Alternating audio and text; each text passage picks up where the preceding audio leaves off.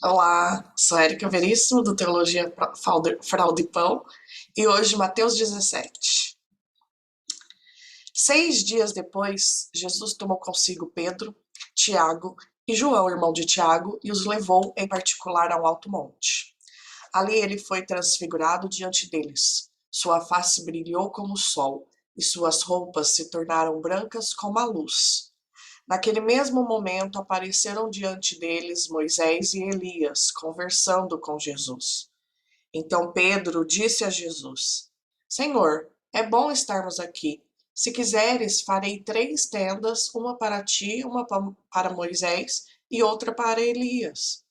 Enquanto ele ainda estava falando, uma nuvem resplandecente os envolveu, e dela saiu uma voz que dizia: Este é o meu filho amado, em quem me agrado. Ouçam-no. Ouvindo isso, os discípulos prostraram-se com o rosto em terra e ficaram aterrorizados. Mas Jesus se aproximou, tocou neles e disse: Levantem-se, não tenham medo. E erguendo eles os olhos, não viram mais ninguém a não ser Jesus.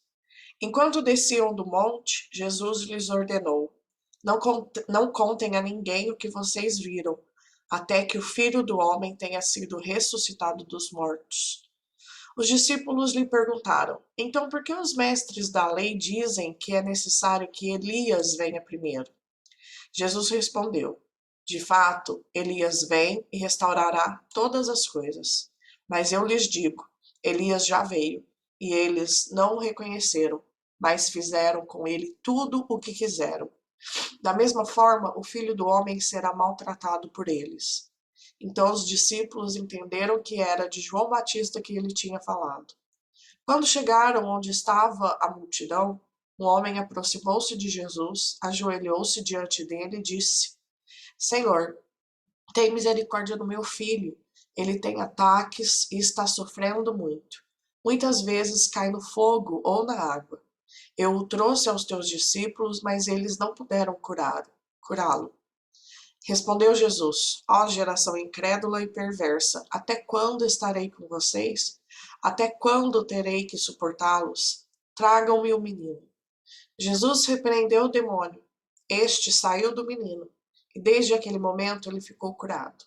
Então os discípulos aproximaram-se de Jesus, em particular, e perguntaram: Por que não conseguimos expulsá-lo? Ele respondeu: Porque a fé que vocês têm é pequena. Eu lhes asseguro que, se vocês tiverem fé do tamanho de um grão de mostarda, poderão dizer a este monte: Vá daqui para lá, e ele irá. Nada lhes será impossível. Mas esta espécie só sai pela oração e pelo jejum. Reunindo-se eles na Galiléia, Jesus lhes disse: O Filho do Homem será entregue nas mãos dos homens. Eles o matarão, e no terceiro dia ele ressuscitará. E os discípulos ficaram cheios de tristeza. Quando Jesus e seus discípulos chegaram a Cafarnaum, os coletores de impostos de 2 dracmas vieram a Pedro e perguntaram: O mestre de vocês não paga o imposto do templo? Sim, paga, respondeu ele. Quando Pedro entrou na casa, Jesus foi o primeiro a falar, perguntando-lhe: O que você acha, Simão? De quem os reis da terra cobram tributos e impostos? De seus próprios filhos ou dos outros? Dos outros, respondeu Pedro. Disse-lhe Jesus: Então os filhos estão isentos. Mas para não escandalizá-los, vá ao mar e jogue o anzol. Tire o primeiro peixe que você pegar. Abre-lhe a boca e você encontrará uma moeda de 4 dracmas. Pegue-a, entregue a eles para pagar o meu imposto e o seu. Pensamentos, então, para devocional de Mateus 17. A majestade e a glória divina de Cristo brilham maravilhosamente através de sua humanidade, confirmando o foco de muitas promessas do Antigo Testamento. No entanto, ele veio à Terra velado, com sua glória basicamente oculta. A transfiguração de Cristo ocorreu entre anúncios do seu sofrimento e da sua morte. Se buscarmos glória em Deus a parte da humilhação e da morte de Cristo, então ainda imaginamos que seremos salvos pelas obras sabedoria e glórias humanas. Cristo não assumiu a coroa à parte da cruz. Nem nós podemos fazê-lo. Devemos ouvir as palavras de Cristo sobre a cruz e seguir seus passos crucificados. E que maravilhoso ler que os discípulos, quando ouviram a voz de Deus, ficaram aterrorizados. Mas, no mesmo tempo, Jesus veio e disse para que eles não ficassem temerosos. E é assim que nós devemos nos chegar a Deus, através de Jesus Cristo. Quando Cristo desceu da montanha de glória, ele entrou, por assim dizer, na oficina do diabo.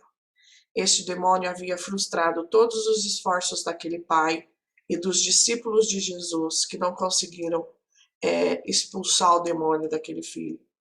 Mas não era páreo, esse demônio não era páreo para o poder de Cristo. Os cristãos não precisam ter medo do diabo, contanto que se apeguem a Cristo pela fé. Aquele pai acreditou que Cristo poderia expulsar o demônio do seu filho, mesmo quando os discípulos de Jesus não conseguiam.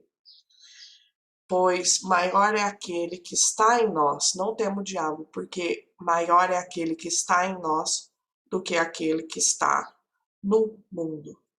Isso nos fortalece e nos consola.